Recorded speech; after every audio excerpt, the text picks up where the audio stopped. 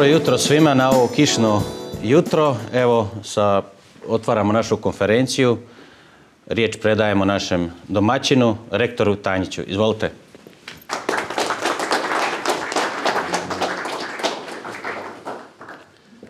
Good morning. I would say Laudetur Jesus Christus. I hope it's allowed to do that.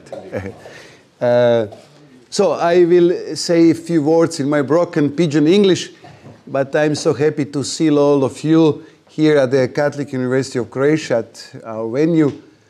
We have also many activities today, but I'm so happy that this Free Market Road show is taking place here at Catholic University. I say very welcome to all of our guests, participants, organizers, especially Austrian Economic Center and Center for the Renewal of the Culture. It's in English, Centar za obnovu kulture. And especially I greet Stjepo. I say Stjepo because Stjepo is one of us. Stjepo is our fellow. Stjepo is our professor. He's here at home. And especially let me say a few words of greetings to Professor Robin Harris, who is legend, not only here at the university, but in Croatia, because everything he's doing for us. Legend, you are legend. And especially you, dear students and participants. So it's not my field of expertise, but in any case, economic freedom, like freedom in general, is very important for all of us. And today, especially in our world, when we see that freedom in many ways is in danger because of many, many different reasons. As a Catholic priest, I would say, okay, freedom is always coming together with responsibility, with self-governance, and ability to have virtues that let us to recognize the importance of freedom and responsibility of all of us and each of us as individuals for the future or of nations and societies. So I wish you a pleasant stay, a good work today, this Free Market Road show. I'm so sorry that I cannot attend longer this conference, but feel really very welcome at Catholic University of Croatia. Once again, welcome. Thank you.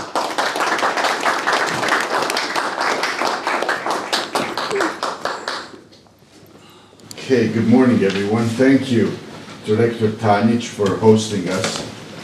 I do feel very much at home here. I teach a course just on the ground floor every Tuesday morning. So I want to welcome, first of all, our speakers who are traveling on this road show. Many are already veterans of this fine event. Richard, Chris, and I think John is for the first time in person here in Zagreb, so welcome. We give a lot of thought to how to best organize this annual event. The Center for Renewal of Culture is a think tank, modest think tank, that has been doing work since 2009. We've been the host organization of this free market event now for 14 years. And I can say that it's still an uphill struggle. So we're persevering. I guess that's the main message. We're persevering. But as Rector Tanjić mentioned in his remarks, there are new emerging threats to fundamental freedoms. We saw during the COVID pandemic the power of mass media to create a feeling of fear. Many, of course, resisted in Croatia some of these harsh measures, but I think there's many lessons to be drawn from this past crises. Economic freedom, why is it important? Why should students, and it's very good that the room is full with young people. Perhaps many of you have not entered the labor market yet and are still studying, but once you start working and exploring, possibilities in your life, you will quickly see that economic freedom, limited government are very important. Why? Well, in Croatia we have a culture where our citizens, I would say, expect too much from the government, whether it's pensions, healthcare, education. They're raised and, in a way, programmed to think and expect that the government should be providing basic things. And the reality is the government isn't very good at providing basic services. We see with the healthcare, for example, everyone's unhappy. Patients, doctors, nurses, everyone's unhappy. But when I speak in Parliament about reforms and what's needed, I don't get much support. It's a lonely place because no one wants to change the system. There's many interests at stake. But in the end, like I said, no one's happy. So we take this all very seriously. We have esteemed speakers today, and on the second panel we have local here Croatian entrepreneurs who will share their own story, why they entered business, why they took the risk to start their own companies, what it takes to survive as an entrepreneur in Croatia, to create wealth, to create opportunities for people, to employ people. So it's possible, it's not easy. I'm fighting to make it easier in Croatia to run a business and to employ people, but like I said, these changes don't happen overnight. So once again, thanks to everyone who helped organize this, to my team locally. It's never easy. Every year we almost, so to say, begin from scratch. But we're happy to be here, and I'll hand the floor over to Richard for some remarks on behalf of the Austrian Center. So thank you. Thank you very much. Thank you.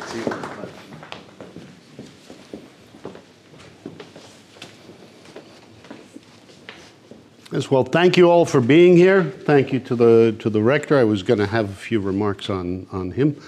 He said something about speaking English. I mean,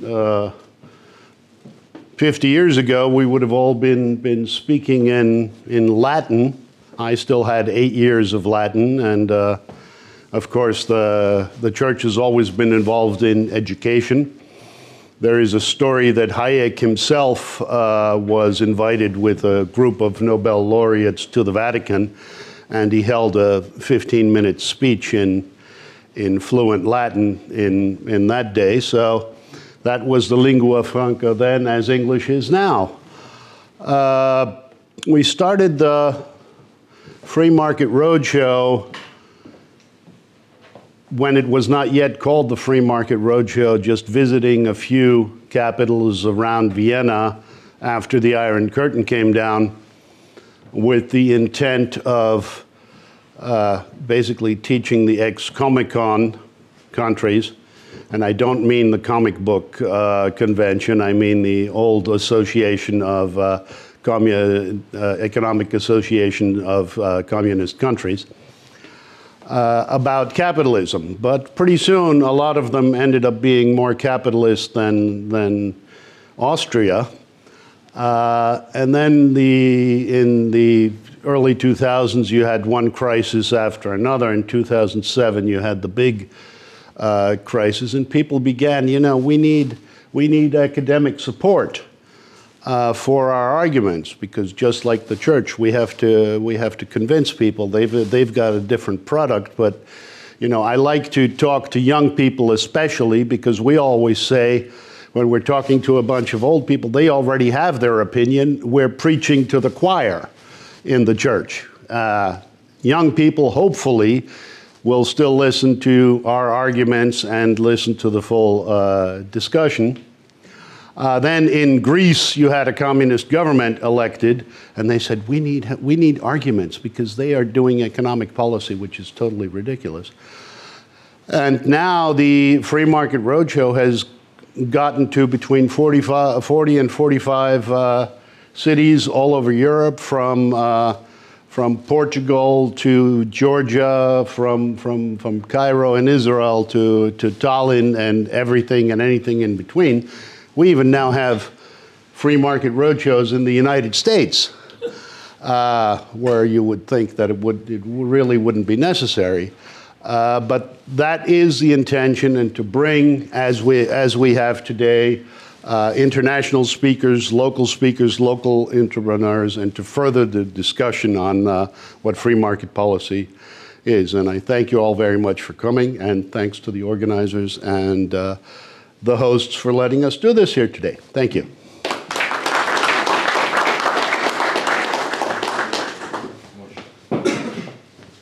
Hello, welcome. There's that old John Wayne movie called True Grit, which is actually mistranslated in Croatian.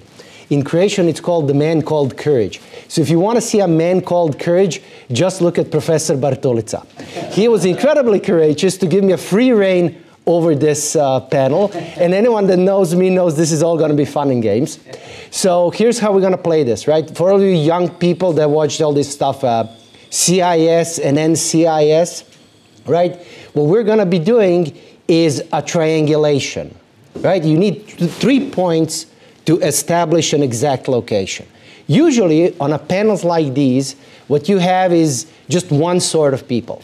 What I've been incredibly lucky is to be given 3 kinds of people from different points of angles. So what we're going to be doing is they're all going to be answering exactly the same questions. But we have Mr. Fund, who worked in Wall Street Journal for 20 years, who has a degree in both political science and economics, and is what is commonly known as a Washington insider. So if you wanted a Hollywood insider, you're not getting that one. But he's going to give us political perspective. You got Professor Lingle, who is an old school economist, who believes in economics, believes in pre-markets, believes in basic principles. And last year here gave a great presentation about real dangers of financialization and just doing finances for the sake of finances. So 1 year after, a lot of his lecture is basically even more important because we're even more strayed from the original course. And then I'm obviously, as a good half American, half Croatian, I'm going to completely mispronounce that. That would be Cundrić. Well, if you want to do it in local Croatian, you have to do it with a C and then the Hacek at the end. So it's Zundrić. Zundrić, whatever. Okay. We're going to do the Croatian version. I have relatives in Ljubljana that do actually spell it that way. Okay. Dr. Zundrić is a financier his whole life. He also has a PhD, which means he's kind of a half and half, also a person with a huge theoretical knowledge, but also with a practical knowledge. So as mentioned, we have all 3 have an economic perspective, but we got a political perspective, economic theory perspective, and a financial perspective, and we're going to be covering all the important things today. So we're going to talk about de-dollarization, we're going to talk about regulation and deregulation, which has to get back into fashion after all the rules and regulation EU is imposing. We're also going to talk about geopolitical situation and how free markets, basic capitalism, produce stuff, create added value, sell it for more money, is the foundation we unfortunately need to get back to after all the stuff we're seeing for the last couple of years, especially with the fiscal expansion, monetary printing, and all that. So what I'm going to do is, if you would like, each of you can get the 5-10 minutes of an introductory speech, state your main points, and then we're going to run through questions. So as stated, let's do an American joke. An economist, a financier, and a journalist walk into a bar, and the bartender says, "What is this, a free market road show? So let's get the show on the road."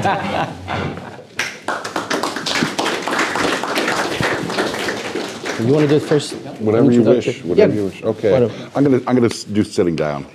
Okay. I want to thank you all for coming. This is my first time in Zagreb. It actually is a bittersweet moment. The first time I was in the region was when it was the former Yugoslavia. It was the fall of 1989, and I was a reporter for the Wall Street Journal.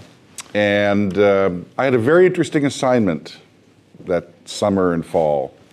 I was working out of the Wall Street Journal Europe office, and I noticed as I traveled through the communist countries of Eastern Europe that there was a change in attitude by the border guards, by the police, by the officials that I would interview. And by the summer, I suddenly realized that they were more nervous around me than I was around them. In fact, a couple of them actually looked very scared. And I wondered about this. I didn't know what was going to happen, but I knew something was happening. So I convinced my editor to give me an assignment, which was my job was to go through every communist country and see what it would take to get me arrested. And because I worked at the Wall Street Journal, I knew, although there certainly is a Wall Street Journal reporter right now being arrested in Moscow, it may take him a while to get out, but I knew at the time that it was unlikely that I would be detained for long. And I certainly was told that my employers in the State Department would help me out. So I got to Yugoslavia, and sure enough, I did get arrested here. By the way, it was a Serbian military police contingent, not a Croatian one. And what I discovered then was that they were nervous because they realized that an old era was ending. And I spent enough time here to remember the enthusiasm and the happiness about Croatian independence, and I have a great deal to compliment you on and what you've accomplished. I mean, Croatia is now known worldwide, not only for many of its entrepreneurs, but for some of the most amazing tourist destinations that people can imagine. So I come here also to bring you some sobering news, which is just as you had a responsibility to create Croatian independence, you have a responsibility now to pay very close attention to your latest accomplishment, which is the entry into the European Union and the adoption of the euro. I'm not here to say that a mistake was made. I am here to say that you need to pay close attention, because I have also reported in the European Union for the last 30 years. And you know, the rock band The Eagles had a great song called Hotel California. And you know how that goes. You can check in, but you can't check out. You have a good popular culture knowledge. You can check into the Hotel California, but you can't check out. And I have seen this happen over and over again with small to medium-sized countries who enter the European Union, and they discover in reality, sweep away the rhetoric, it's a French-German condominium. It is. Now that doesn't mean that you won't get great benefits from the European Union. And there's certainly all kinds of reasons to belong to the European Union. But you should stay and fight for your rights, not accept whatever the condominium gives to you. Believe me, Emmanuel Macron does not have your best interests at heart. He may have Chinese interests at heart, as we discovered from his recent trip there, but Croatia's interests are somewhat far down the list. So there are always power centers to worry about when you're a small to medium-sized country. The United States, which, even though I grew up partly in Europe, of which I'm a citizen, has committed all kinds of problems and suffers from all kinds of arrogance in its conduct of foreign policy. You have Russia, which is reborn now under Putin. Luckily, I don't think we're going to have Putin around much longer. I think he's much more sick than he lets on, and I think we'll be free of him soon, but that may mean a new era of instability. But we also have to worry about Russia, not only for military, geopolitical reasons, but also for the energy reasons that we all know are so important. But also the European Union is a challenge, because although it has reacted, I think, with great alacrity and some skill in handling the Ukraine situation, we now realize that many of the things that are the policies of the European Union affect you and will affect the rest of Europe for years. For example, the weakness of its energy policy. It is clear now that the European Union made fundamental mistakes in the development of its energy policy, not just by dependence on Russian energy sources, but also a completely irresponsible approach to clean alternative energy. I'm in favor of clean alternative energy, but an over-reliance on it and a speed which is not sensible does not help you, your children, or your grandchildren in the development of a modern economy. And of course, lastly, there's something more local that you should be concerned about, which is, of all of the nations of Eastern Europe, I would have to say that Croatia is only in the middle of the pack regarding economic reform. Some countries have proceeded more swiftly and more directly towards economic reform. I would give you Poland as one example. Some are still mired in the past. I was one of the very first Westerners to enter Albania after the fall of communism in 1990, and I returned and I do see progress, but shall we say ancient customs, ancient feuds, ancient resentments continue to override general interests. So Croatia is somewhere in the middle, but you could do much better. The first 15 years of independence, I think you were preoccupied with sorting things out, the messiness of a democracy. And now, the last 15 years, you have made more progress, in no small part to the think tank and the think tanks that you have here that promote free markets. But you have a lot more to do. If you want to be a full participatory member of the European Union and to be listened to, you have to reform further so that you can stand not only on your own 2 feet, but you can start perhaps moving the European Union towards a more free market and a less interventionist policy, which of course would benefit everyone in Europe. Thanks.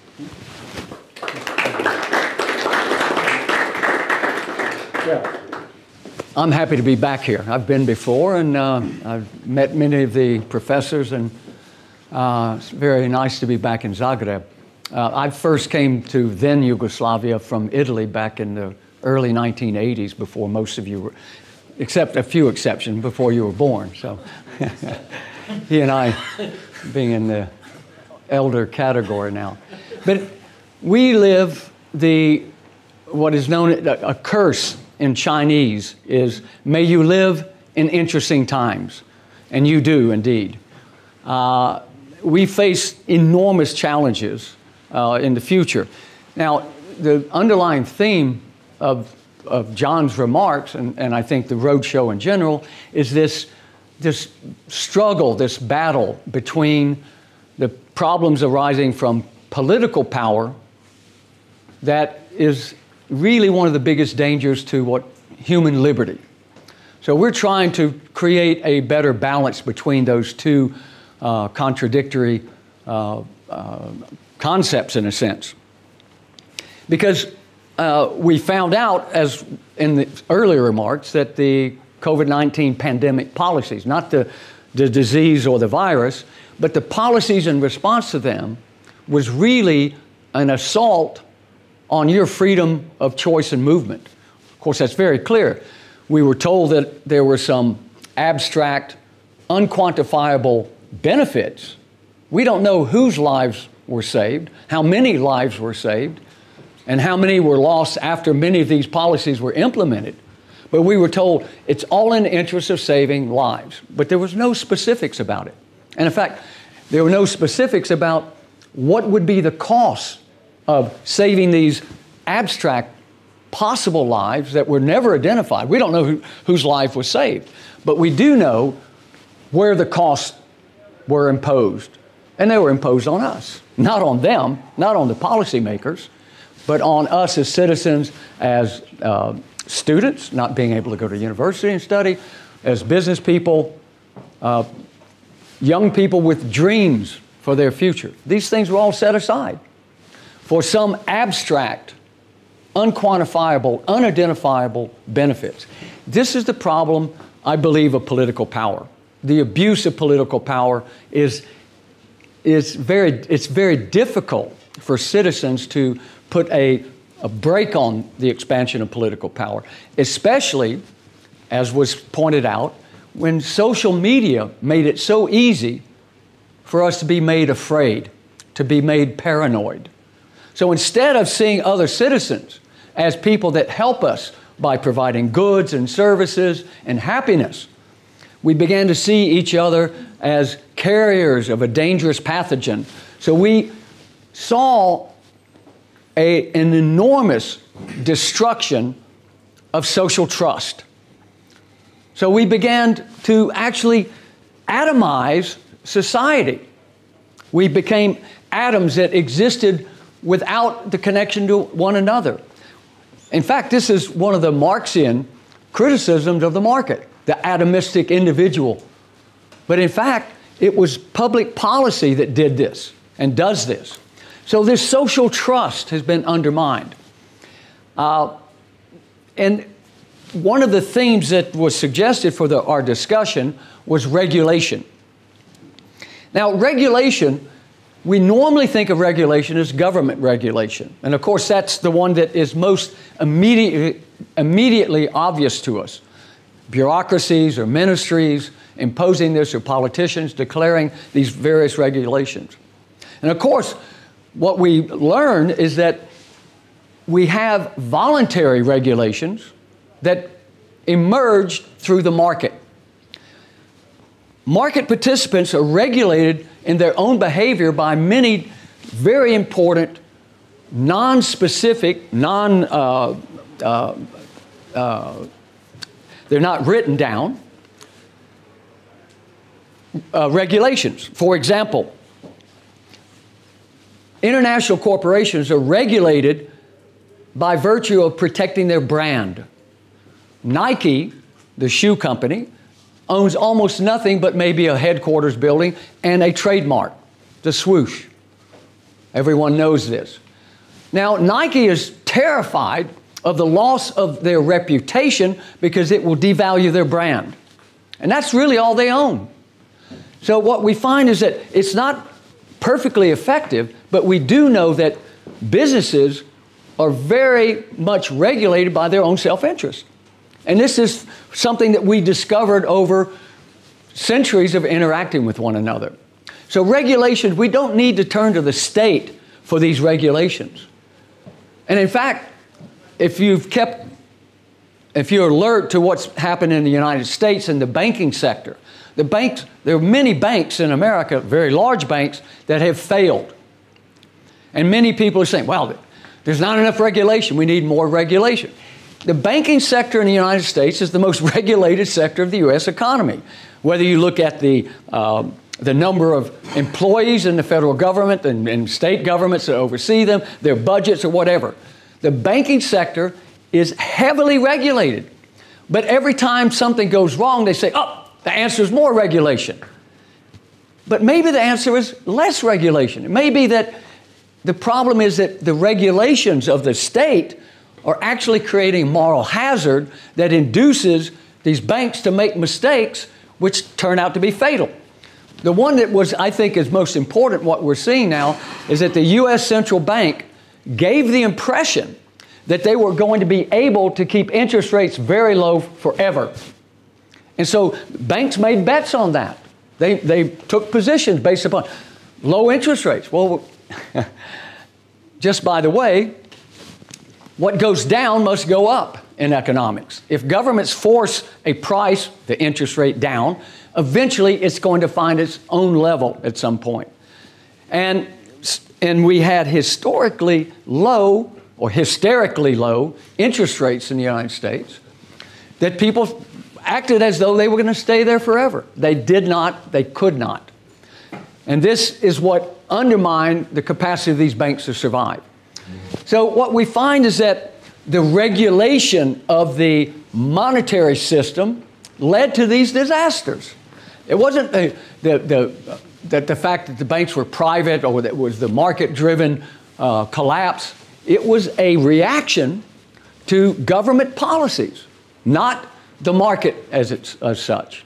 So we need to consider that, and again, in terms of interacting with the European Union or whatever government, to be alert to what are the possible negative consequences of expanding political power or centralizing political power, as we see happening in more and more countries. Now, I'm optimistic about the future because we can grow our way out of many of these problems. That is, we could have an expansion of economic activity that will solve many of these problems. So from the economic perspective, I have to be optimistic. But if I take the political perspective, politicians are greedy about collecting political power. They're greedy about taking resources from you.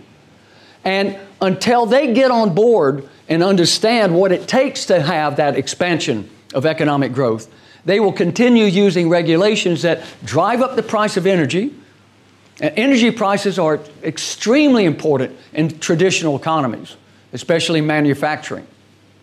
And expanding trade instead of isolating China or Russia, for that example, having access to their materials. What we're seeing is that politicians are doing exactly the wrong thing.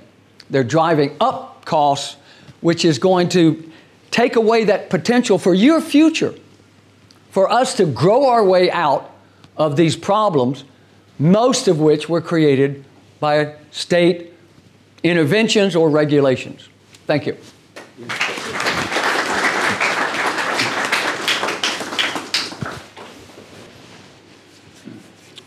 Okay, let's do a competition on who's been here the longest ago. My great-great-grandfather was in the Austrian Navy in Pula, so I think that about settles it.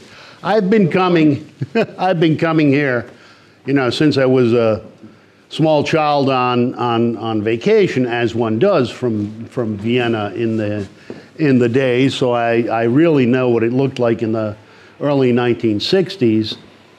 And then later I started working for Bank of America and ABN AMRO in the mid-'80s, and I was responsible for Eastern Europe. So I traveled through Yugoslavia and the Soviet Union and Romania and Bulgaria and those entire areas, doing funny things like counter trade, because you know, you couldn't figure out your money. So I was selling, these old-fashioned wooden deck chairs that they have on the beach with a thing. I was bartering like thousands of these things against something else that was needed, and it was a lot of fun. And then the Hungarians loved to drink coffee. Nobody here had decent coffee. That is the one thing on the Free Market Roadshow that I now find great, is everywhere I can get a decent cup of coffee. When I was young here, they didn't have, I don't know what you call it here, chicorée, the fake coffee, the malts cafe that they used to say. Horrible stuff, horrible stuff. But now you can get a decent cup of coffee. One of the main advantages of capitalism, you can now get a decent cup of coffee any place on the Free Market Roadshow. So yes, I saw what the system was like, and of course, ex-Yugoslavia, along with Hungary, didn't quite take this communism stuff so seriously, so they were actually better off than a bunch like the East Germans, who do, no matter what policies they follow 150%, so they were worse off in those days. And then, the Iron Curtain went away, and you could all of a sudden do business with the traditional. Like here, half of it is Austria. You had Consum, we had Consum. Our Consum went broke. So now you have Austrian banks and Austrian supermarkets and all of that. So there's all this traditional connection. And of course, people working left, right, the whole tourism industry. Yeah, big connection. And now, Europe and the EU. Now, it may surprise some people that I was actually a long time ago in favor of the euro for a few reasons. but not in the way the euro is constructed now, but basically because economies of scale, the possibility to trade between friendly countries in the same currency without having all these conversions going on. I mean, I come from a time when you needed a license to export your own currency from one country to another. Austria, with a few million people, had the shilling. Okay, that was connected to the mark, but you know, it was very difficult. You always had to do your in your head calculations. I actually collect worthless currency. I have a whole collection at home, starting from dollars, from among others. But well, the dollar that I have from my youth, when they reissued the $2 note in the 1970s, everybody thought it was going to be hugely valuable. So everybody got the $2 notes from the printing press, went to the post office, had a stamp put on it, and stamped. So this is a first day $2 note. Now, I have lost massive amounts of money on that because I could have spent it and got a lot more than you can get for $2 more now. However, warning the gold and silver buffs on the thing, I also have a Maria Theresienthaler, which most of you probably know what it is, that I got for my baptism from my great aunt with a nice note saying, you know, that you give your savings in silver, and silver was worth a lot more in those days in relationship to gold. But I know for a fact that she'd had it for a long time, and as those of you with economies know, that money has to be in the market and circulate. So I know that this particular coin has been out of circulation for over 100 years. But I still have it, and that may be lucky for my family that we never got poor enough that we had to spend it. So positives and negatives from being in something like the euro.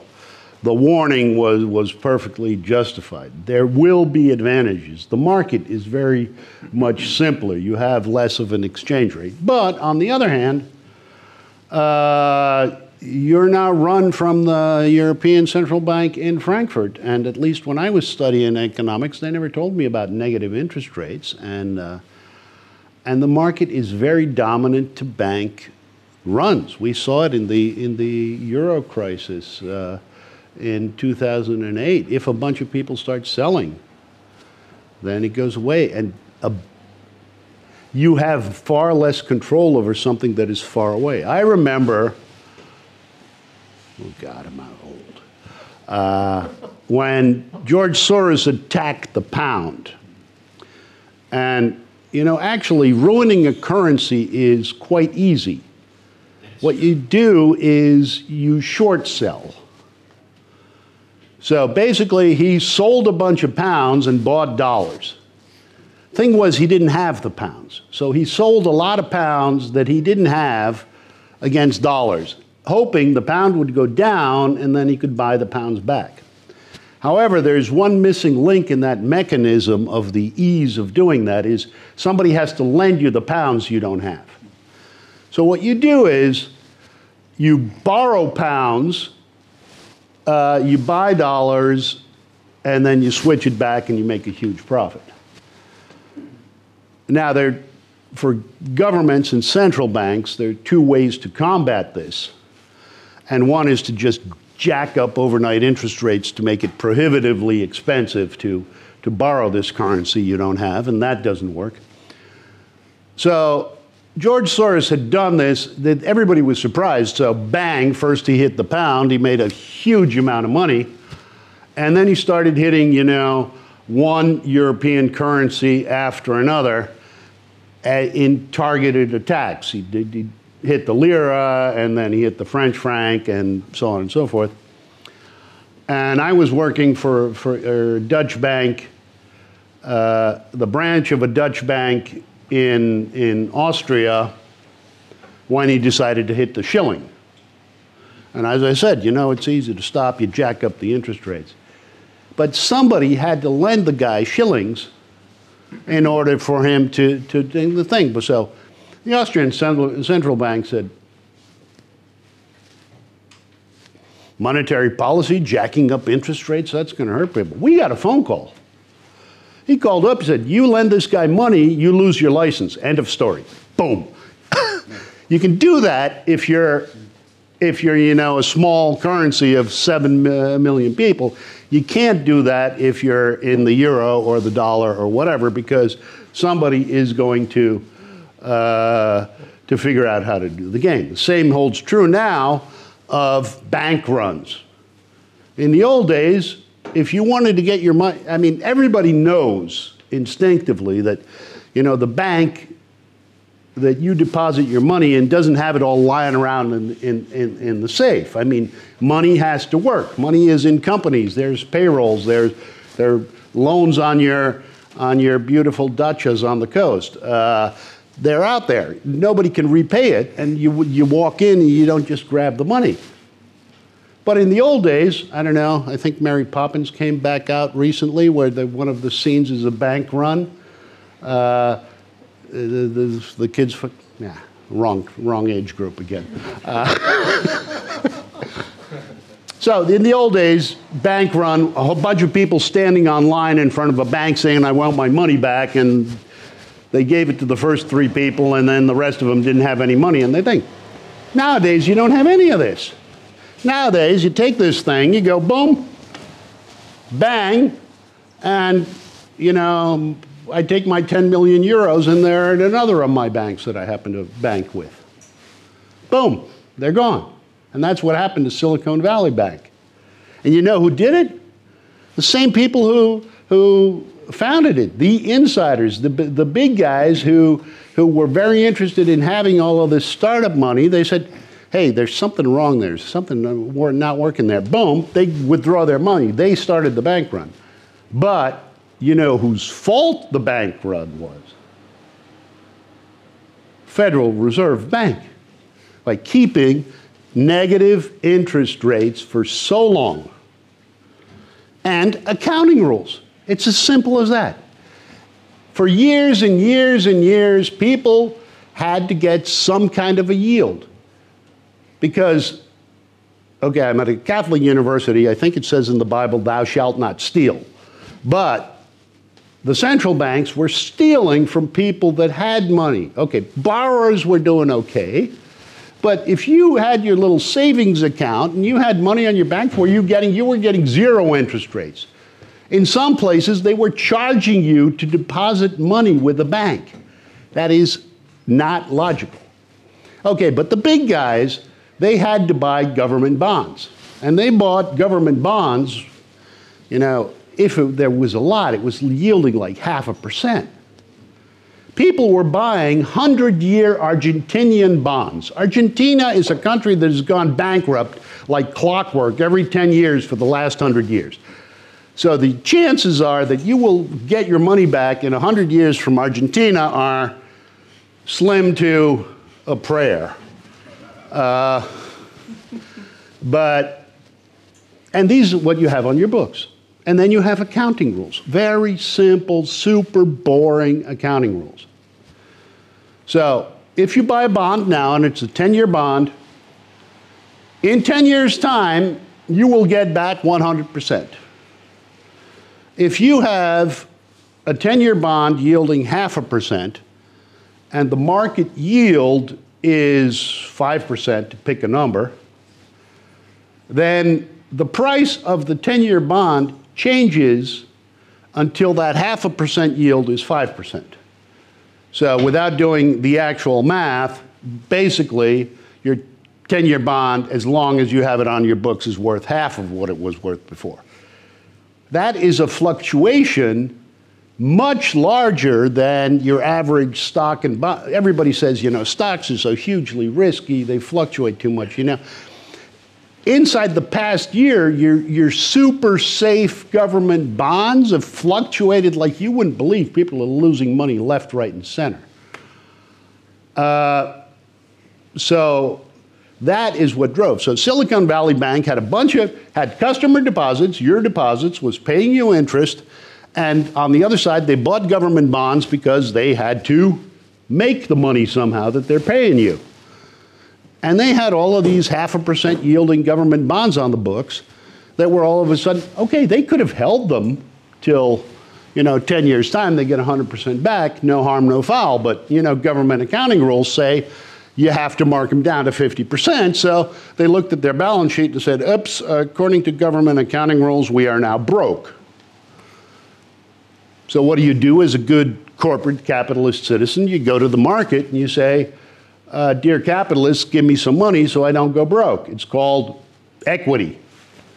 And they did, okay, they may have been stupid to begin with the way they bought the books, but this they did, which was perfectly normal. If you don't have enough money, you go to the market, you say, give me some equity, I'll pay you in equity, and equity is high risk. They did all that right. But then, people found out about this, said, hey, they're raising money, they must be broke, and pushed a couple of buttons, and a couple of $100 million went that way, and then they actually were broke. And that happened a couple of times. So to round it off, there are good and bad things to be in a big currency circle, and we'll do the questions at the end. I'm kind of overspending my time. With Silicon Valley Bank, yeah, you're right. They played everything by the book, and they paid a price.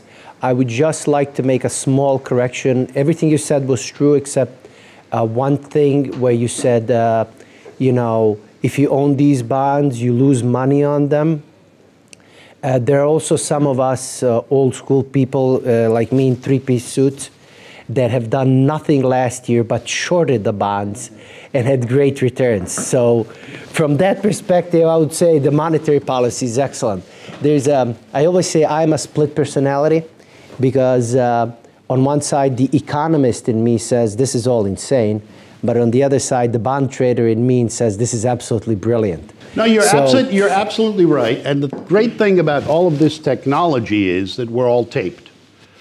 So 4 or 5 years ago, I gave a big speech on the insane policy of central banks, and I advised everybody against buying government bonds. And the good thing is, if you go on YouTube on the Austrian Economic Center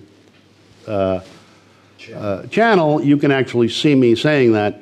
The only problem is you can be right and you can be early, and being early when you're right is, in this case, the same as being wrong. But you can still see I've been saying this for a long time. Yes. Well, actually, let's do exactly that. One of the things that people have a mental problem with is analyzing where are we right now and how stressful times are. So let's start off with John. You started in mid-'80s, things were really good. You witnessed all sorts of political stuff. And, now we have kind of a war with Russia. Is it a proxy war? Is it a local skirmish? Is it a big global restructuring? We still need to see. But looking back over the last, 40 years on a scale 1 to 10, how stressful things are in terms of politics, in terms of political tension between global blocs. Well, almost every major nation has made more mistakes than it's made correct decisions, the United States included. I would say, though, that pessimists about the future of the West are probably exaggerating the dangers. Let's take Russia and China. Russia is a busted deck of cards. We've always been told that if you look past the museums and the monuments and all of that in Russia, it's a gas station that sells furs, oil, a few diamonds, and that's about it. So it doesn't really have a modern economy. And arms. It doesn't have a modern economy. They've used up their arms in invading Ukraine. Ammunition stocks are low, and the Chinese are bailing them out through the back door. I would say the biggest geopolitical development of the last year is not the invasion of Ukraine, it's the fact that Russia has become an unwilling subsidiary of China. The biggest advantageous player in this is China. On the other hand, China is not what we think it is. China is a dictatorial society in which information is restricted, concealed, and a lot of people up and down the chain of government lie to each other. That's how we got COVID. The officials in Wuhan lied about the extent of the COVID crisis. By the time the people in Beijing figured it out, it was too late. They panicked. They thought it indeed was a bioweapon that had been developed at a Wuhan lab, and that this might be the end. So they panicked and they locked down the whole country. The big mistake the West made is we followed the Chinese model of authoritarianism rather than our instinctive model of freedom and tolerance and flexibility. I hope we never do that again.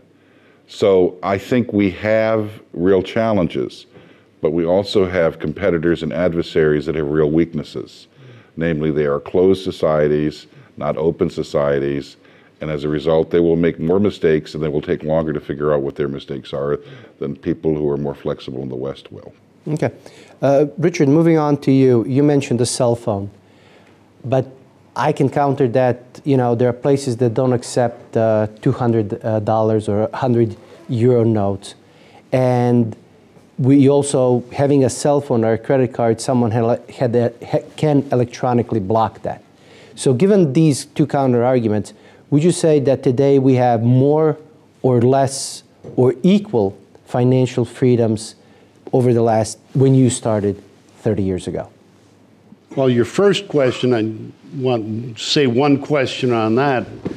Are we better off? The question is, are we better off? And I would say unequivocally, the entire planet is much better off since the fall of the Iron Curtain as a whole. People here are far better off, but also global poverty has gone down massively since other countries even adopted a semblance of capitalism, and in China. So yes, we are far better off. The cell phone, and I have full control of my finances from here. But yes, I am extremely careful. People get cheated a lot. I run my Velan, I have a permanent VPN running. I make sure that I know what is going on with my funds, or at least I try to. Could they take it away? I mean, could a thief take it away? Could the government take it away? For good order's sake, yes, I keep some physical gold in places I hope people don't know about. Would you like to disclose that? I also keep a well-stocked supply of firearms to protect that gold. Would you like to disclose that? But I'm diversified in the sense that both my investment in stocks and bonds and my investment in real estate are all over the place. I buy, what you said, oil. I own stock in the Norwegian oil company, which gives me exposure to oil, but also gives me exposure to the Norwegian crown rather than the euro. Okay, at the moment I'm losing money on that, but is the kind of diversification that you should have, because as I said, I collect, among other things, worthless money, and I've got all of those billions. My great uncle went to New York in 1922, and he wrote his mom and dad he'd like a billion crown note, but I can't pay you for it because they don't have half-cent coins here that I could send you. So I have those letters, and those letters are a form of foreign exchange. So yeah, it's as in all times. You have to be careful. You have to know what you have, and there are crooks all over the place. No, I absolutely agree with you. I'm not paranoid either, but they're after me. So moving on to Chris. Richard mentioned Soros. Soros in his writings wrote that there are 3 states of equilibrium. There's stable equilibrium where things just function. There's unstable equilibrium when things move into either a bubble or a depression, but there's also a stable disequilibrium. It is a system that is fixed. It cannot change, but it cannot persist for a long time, which is basically, he compared that with Soviet Russia. You know, it existed, it couldn't break down, eventually it broke down. Now, we're giving more and more regulation, and is this regulation creating us, especially I'm talking about banking, economics, finance, is it providing us with more stability, or is it creating this unstable disequilibrium that at one point in time will simply have to be broken down and restructured, reinnovated, reinvented, whatever word you want to use? We have to distinguish between what politicians tell us is the purpose and the goal of their policies and the actual result. So regulation is always supposedly about stabilizing the system. Now, Soros, in a way, is channeling John Maynard Keynes. I mean, John Maynard Keynes talked about this underemployment equilibrium. So he sort of, you know, Soros didn't take credit for, or tried to take credit for being a genius, which he's not. But if we look at what regulations actually do rather than what they're supposed to do, we should be much more skeptical about accepting the government imposition of these regulations on whether it's the financial sector or your freedom of movement. And I am more worried about government stealing from me than thieves. Because if a thief steals from me, I can turn to some civil authority for some either protection, or I can hire protection in the private sector from that. But if the state does it, and they do it through price inflation, through the suppression of interest rates through the central bank, which may not be under their strict control.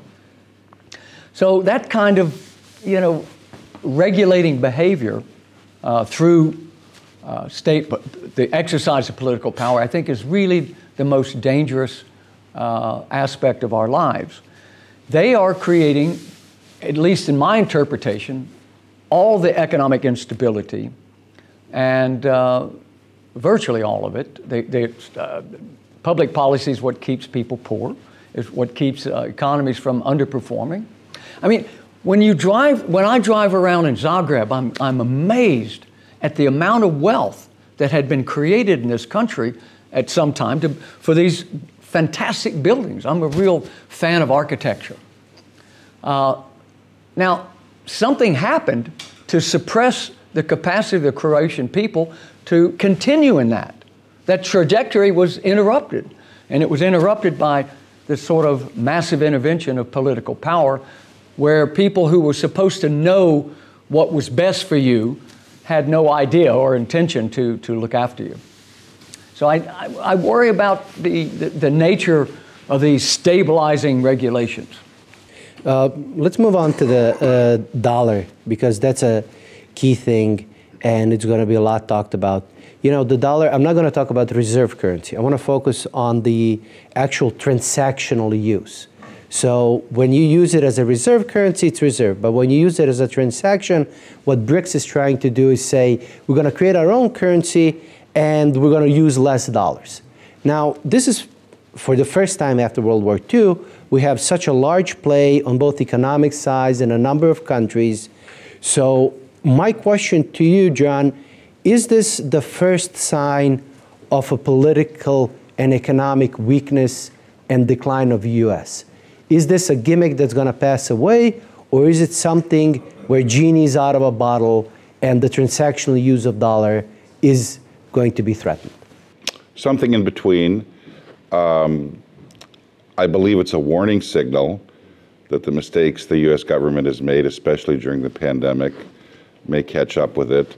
But I have to tell you, I'm old enough to have seen many countries claim that they're going to get together and establish a rival to the dollar, and it never quite seems to gel. That's because there are too many competing interests, and frankly, the players involved behind the scenes, namely the Russians and the Chinese, are not trusted by anyone.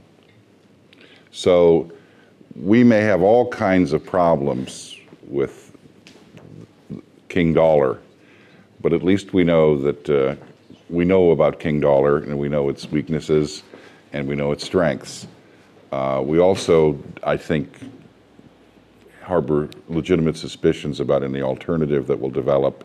And again, the countries that claim to be able to do this, Brazil being a perfect example, have enough problems of their own to worry about. And Brazil, I think, is, well, what is it? I think this is the 5th attempt Brazil has had to try to find an alternative to the dollar in league with other nations. None of them have succeeded. So I'm yet to be persuaded. Okay. Chris, from an economic theoretical point of view, the United States has a twin deficit. So it has a trade deficit, which means it consumes more than it produces, so dollar leaves out. Then at the same time, it has a huge fiscal deficit, and someone for that dollar buys US debt. If we move away from the dollar, meaning the world has less debt and it needs less dollar, the dollar needs to go back to the source. Let's say this does happen. So we're going to assume it actually succeeded. What are the long-run implications for the U.S. structure of the U.S. economy, especially inflation and the value of the dollar, if this dollar really does start to flow back into the United States? Well, the trade deficit in the U.S. in many ways is driven by a capital surplus. So there's an inflow of capital. I mean, people trying to... The U.S. has by far the largest capital market, meaning equities and bonds, by far. Number two, even if you accumulate or aggregate all of Europe, it still comes in way below, because Europe, the European economies depend more upon bank borrowing than they do through the capital market. So that would change. If that would be one aspect of that. The fiscal deficit, which virtually every country in the world has run based upon these unbelievable policies of driving interest rates at or below zero. That's going to have to change one way or the other. And I think what's happening in the bond market is that the capital losses of those who are holding bonds will become so painful, there'll be a panic. And when there's a panic, you sell off bonds. And when you sell off bonds, the value of bonds falls, interest rates go up. That's going to be a problematic reaction. Now,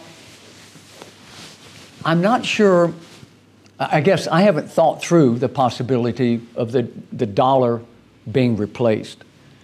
I think in a way we deserve it. We really betrayed the rest of the world. We promised, at least in the beginning, most people observed that the dollar would be a reliable medium of exchange. But we violated in every possible way the trust of the rest of the world. Now, I think you mentioned that we followed an autocratic government in China in our COVID policies, which was a bad choice. But interestingly, the monetary policy that we see today is following the Japanese. When the Japanese bubble economy burst at the end of the 1980s, the Japanese central bank began driving down interest rates and accumulating massive fiscal deficits, which is what every country in the world has done now. We've all followed Japan. Now, Japan can get away with it because they have enough cash flow, tax revenues. They have Toyota or Panasonic or whoever that will accumulate tax revenues. They can get away with it. The rest of us really face problems. Eventually, the interest rate burden on repaying the existing debt from the accumulation of these fiscal deficits will begin to force governments to cut other spending that they are either mandated to or they use to buy votes with. So that's going to be, I think, a big issue for the future, is how we're going to see how governments react to the fact that it's very difficult to pay the carrying costs of these massive deficits. Just to pick up on what Chris said, the message for especially the young people in this audience is very simple. Do not believe the promises that your government has made to you about pensions. They may or may not be followed.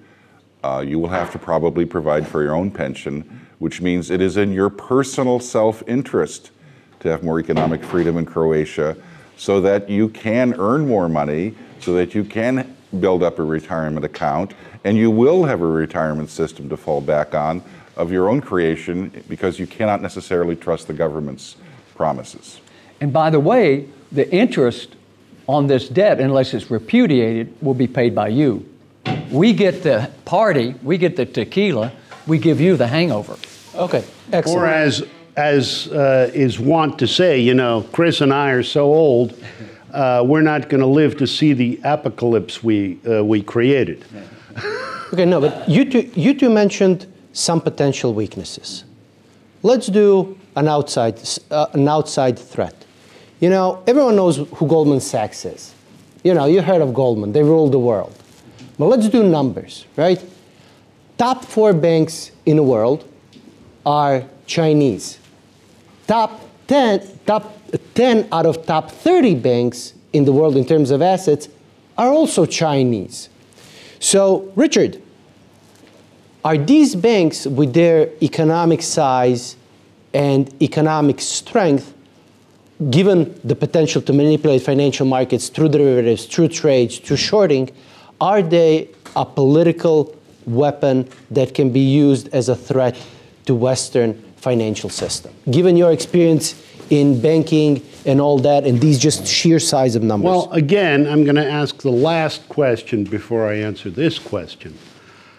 Also, I'm a lawyer by training. Now, as a general rule, your government can pass laws applying to 2 types: your own citizens or people resident in your country. Now, what the United States has done in the past 30 years has passed laws or regulations or tried to influence government policy outside the U.S. Using economic power. Example, everybody signed the Iran nuclear deal. President Trump decided to get out of it. Everybody else was still in it. Germany and France and whatever were having trade with Iran, but then the U.S. said, you know, if you don't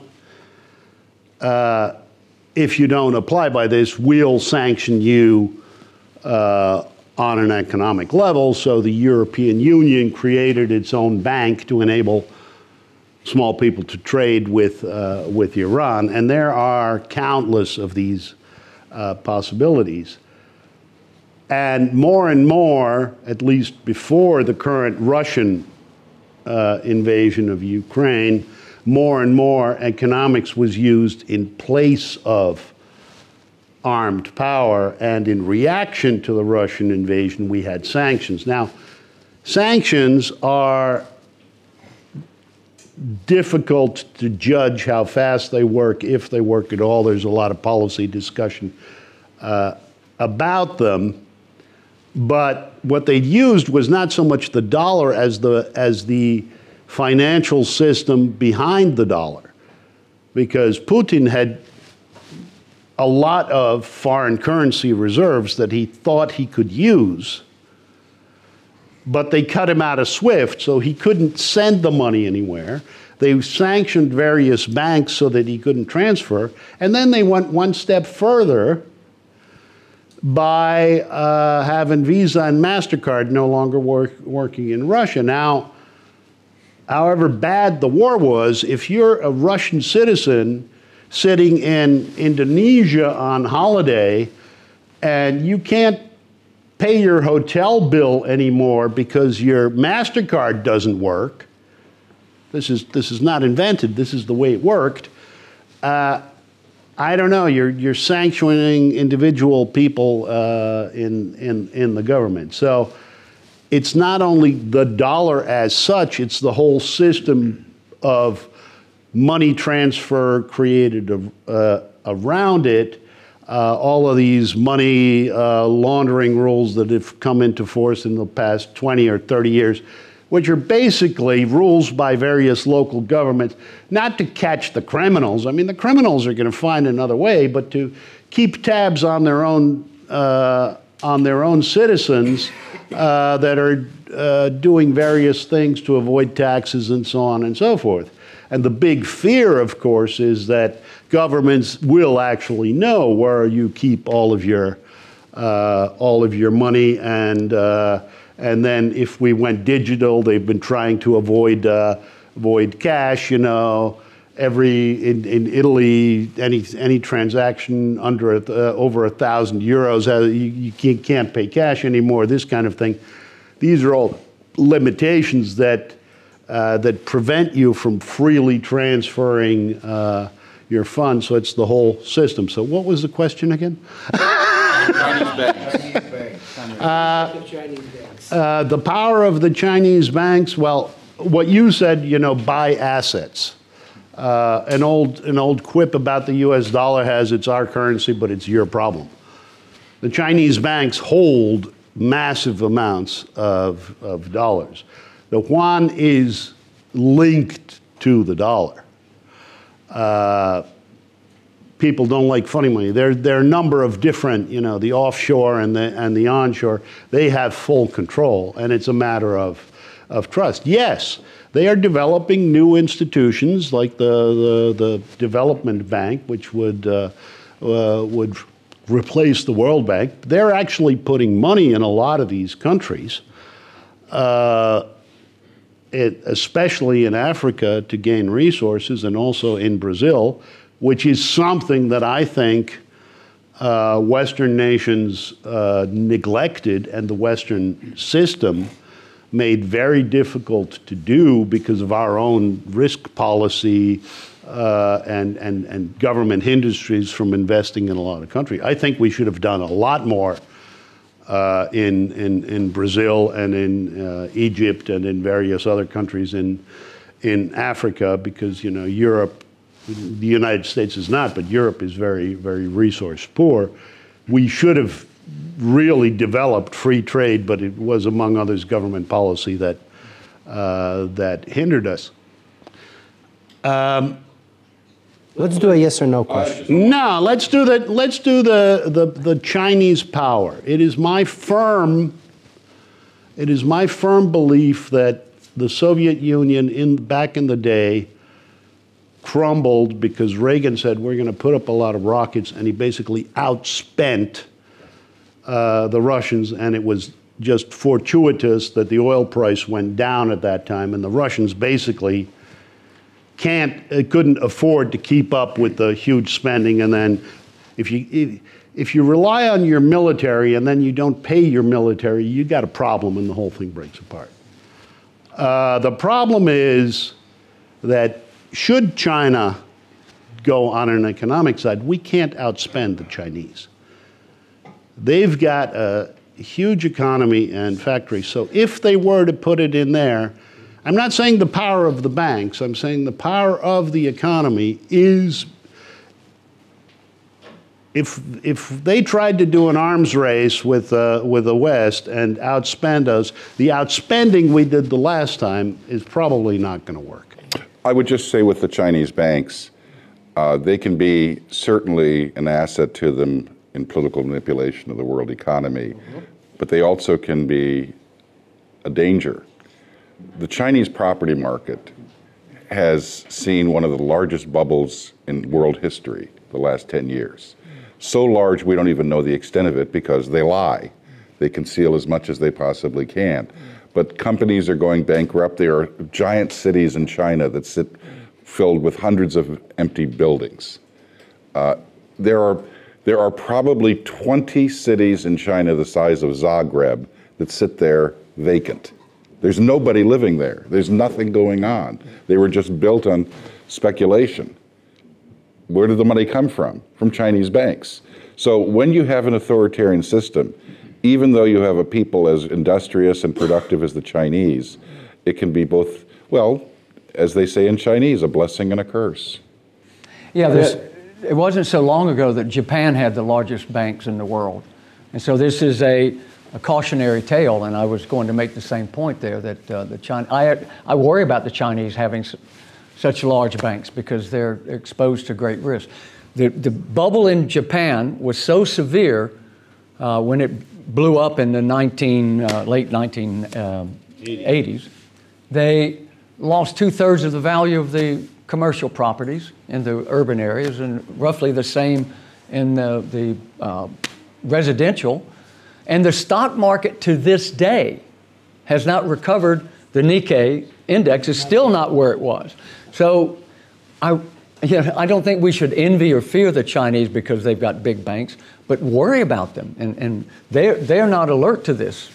Let's do the yes or no question. Richard, would you buy a 5-year EU government-issued bond? I don't buy government bonds, period. No. Fair enough. Now, I want to give you, Chris, a true outlet and a punching bag. This is going to be all you. Yes right? or no? No. This is going to be a long question, right? So, when times get crazy, crazy ideas come out. So one of the craziest ideas over the last, 5 years was the MMT. You can print as much money as you want. There will be no repercussions. We're seeing the repercussions. And we still have people who say, well, we can just print more money and Fed should go on another QT and we can print $1 trillion coin. What does it take for that kind of insanity to stop? Well, a bit of history. I mean, we've seen in the 1980s, there was something called the Latin American debt crisis. Well, there's some historical evidence that governments can overborrow. Now, the only reason this modern monetary theory hasn't blown up in their face yet, and the reason the global economy has not blown up yet is that central banks until very recently moved in tandem. That is, America followed the Japanese banks in believing that they could violate human nature by having negative interest rates. Okay, this is against human nature. It's not against economic logic, it's against human nature, that you would receive back from people less than you loan them. Now, as long as all the central banks are doing the same stupid thing, there's no consequence. That is, the reason Japan had its crisis in the late 1980s and East Asia in 1997 and so on is that the international flows were a punishment. Capital outflows, capital flight, a collapse of exchange rates and so on. But see, none of that was happening over the last 10 years or so. And central banks are going, oh, look at us, we're so clever. But it was just because they were moving together. Now, they're coming out of sync. They're coming out of alignment. And Europe doesn't want to raise interest rates as rapidly as the U.S., so the U.S. saw an inflow.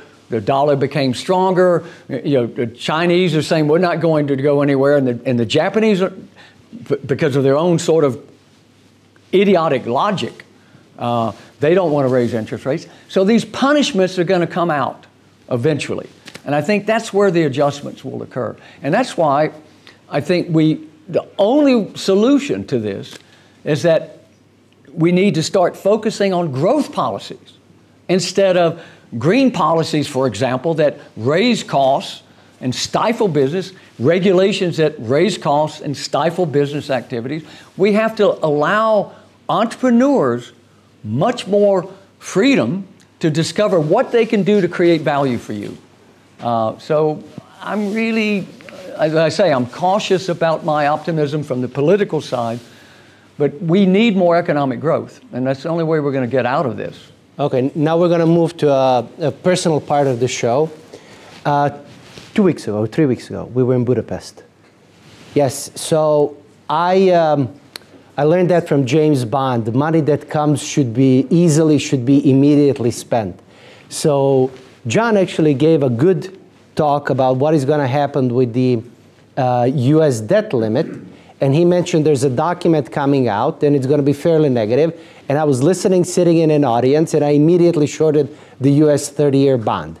Lo and behold, the bond went 2 points down. I made money, and then I donated that same money to Tzok. So when money comes, I don't even charge a fee. No. Here comes the best part, right? So I don't believe in money that comes easy. I usually get rid of it, and I try to be for a good cause.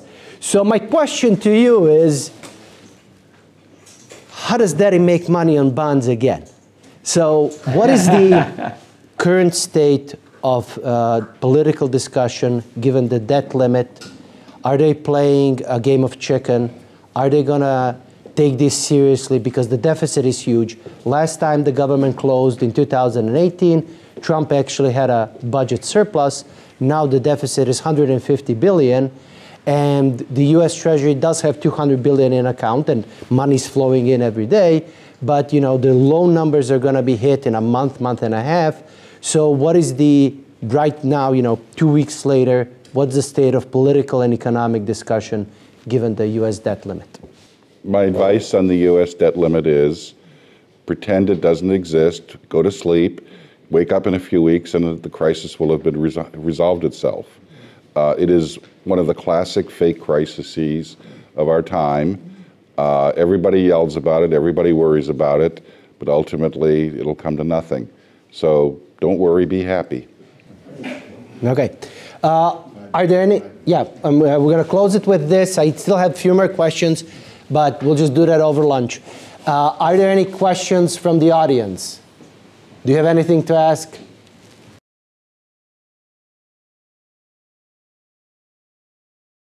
Sure, go right ahead. What would you advise to Croatia? I know that you're not familiar with maybe. Don't try me. But what would you say, from what you know, what would be, let's say, good move now for us? I don't know. Well, nothing tax on. I don't know. Well, look, I'm not an expert on Croatia, but I have Croatian friends who advised me that two of the things you could do would be establish more clearly your private property rights, especially when it comes to land, especially when it comes to titling of land. I had a conversation last night with Stephen about how difficult it is to cut through the bureaucracy and the lawyers and figure out this is who owns the property, this is the person who has the exclusive right to sell or borrow on the property, especially along the coast where I understand real estate values are soaring. That would be very important. Secondly, because you're a medium-sized country, you're just in the middle of thinking that you have enough of an internal market to have larger companies that can compete on the world stage, but at the same time, they have excuses to go to the central government to say, we have an export market, we need special privileges inside Croatia. And that is a danger, because you need more competition in this country, in consumer goods and in many other things. So even though these companies are your crown jewels of Croatia, they're holding back your middle class from growing. They're holding back wages. There are special privileges that need to be swept away. You probably need some kind of a commission that all parties can agree on, that they make recommendations well, here's what you really need. Very few countries have the courage to do this. If you pass a special privilege or a tax break or a subsidy, sunset it, put a time limit on it, and unless it has a supermajority to approve it in the future in Parliament or some other body, it goes away. In other words, whatever excuse you have to depart from market economics, make sure that it has a time limit on it and it goes away. Yeah, let's use this question as a concluding remarks because it was also... I think it was said before, and I think one of the ideas that sets apart Switzerland and the Netherlands and the UK from other Central European countries is that in addition to the public pension system, you have a private pension system with tax incentives where you can save on a tax-free basis, and that also incentivizes investment in the country itself. We see the Chilean model where a lot of that was reinvested. And so in the interest of all of these young peoples, I would encourage establishing a private pension system, because the likelihood is the state pension system won't pay you enough to live on. I mean, it's already the case with us, but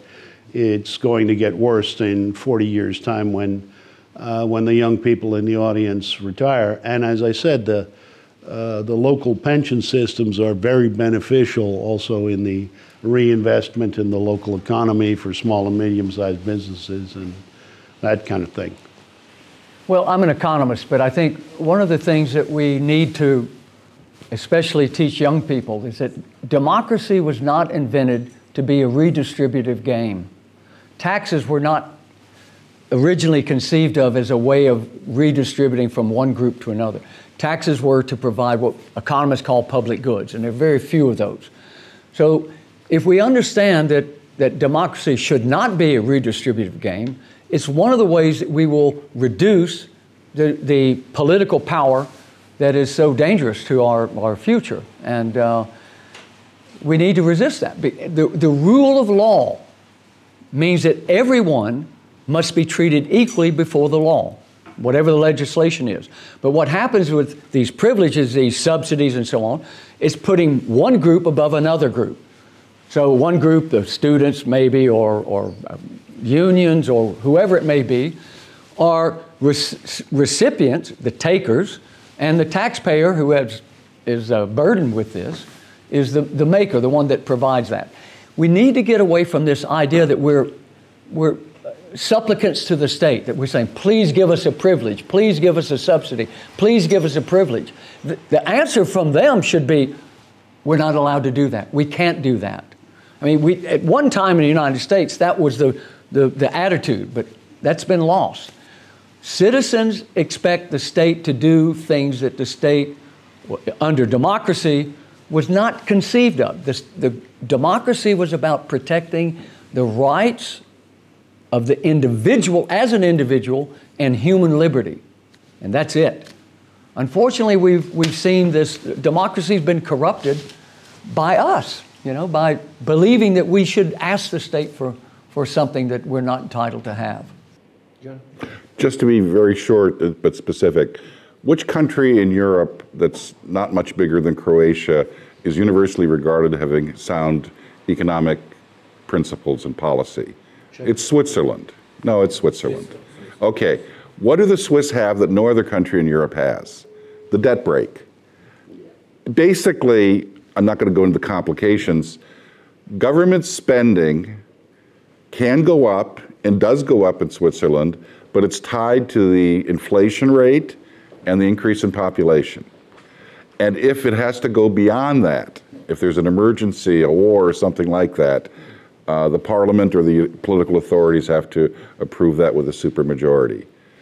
It's a simple principle, and there's a reason why no other government in Europe has done it. It's because it constrains politicians and forces them to live by rules that the rest of us have to live within our families. We can't spend more than we have.